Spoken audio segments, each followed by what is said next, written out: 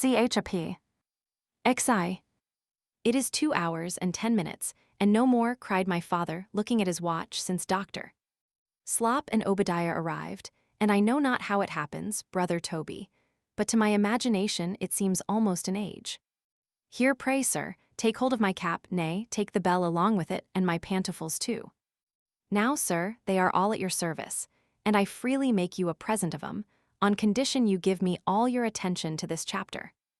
Though my father said, he knew not how it happened, yet he knew very well how it happened, and at the instant he spoke it, was predetermined in his mind to give my Uncle Toby a clear account of the matter by a metaphysical dissertation upon the subject of duration and its simple modes, in order to show my Uncle Toby, by what mechanism and menturations in the brain it came to pass, that the rapid succession of their ideas and the eternal scampering of the discourse from one thing to another, since Dr. Slop had come into the room, had lengthened out so short a period to so inconceivable an extent. I know not how it happens, cried my father, but it seems an age. 'Tis owing entirely, quoth my Uncle Toby, to the succession of our ideas. My father, who had an itch, in common with all philosophers, of reasoning upon everything which happened, and accounting for it too, proposed infinite pleasure to himself in this, of the succession of ideas, and had not the least apprehension of having it snatched out of his hands by my Uncle Toby, who, honest man, generally took everything as it happened, and who, of all things in the world, troubled his brain the least with abstruse thinking, the ideas of time and space, or how we came by those ideas, or of what stuff they were made, or whether they were born with us, or we picked them up afterwards as we went along, or whether we did it in frocks, or not till we had got into breeches, with 1,000 other inquiries and disputes about infinity prescience, liberty, necessity, and so forth, upon whose desperate and unconquerable theories so many fine heads have been turned and cracked. Never did my Uncle Toby the least injury at all. My father knew it, and was no less surprised than he was disappointed with my uncle's fortuitous solution.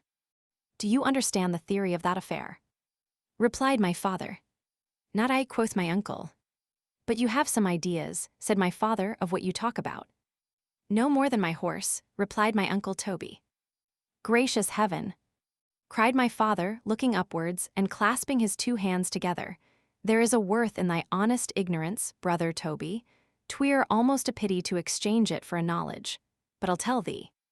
To understand what time is aright, without which we never can comprehend infinity, insomuch as one is a portion of the other, we ought seriously to sit down and consider what idea it is we have of duration, so as to give a satisfactory account how we came by it. What is that to any body? Quoth my Uncle Toby.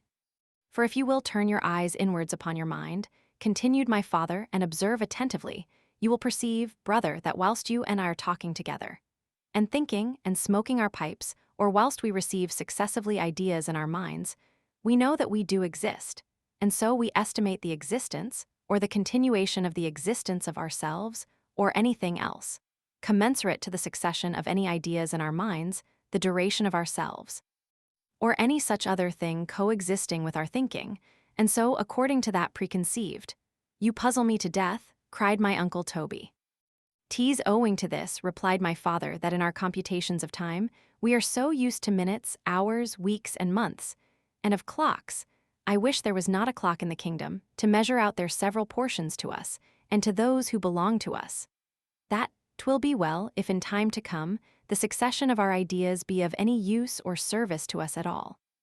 Now, whether we observe it or no, continued my father, in every sound man's head, there is a regular succession of ideas of one sort or other, which follow each other in train just like a train of artillery. Said my Uncle Toby, a train of a fiddlestick, quoth my father, which follow and succeed one another in our minds at certain distances, just like the images in the inside of a lanthorn turned round by the heat of a candle. I declare, quoth my Uncle Toby, mine are more like a smoke-jack. Then, brother Toby, I have nothing more to say to you upon that subject, said my father. Vidi loc.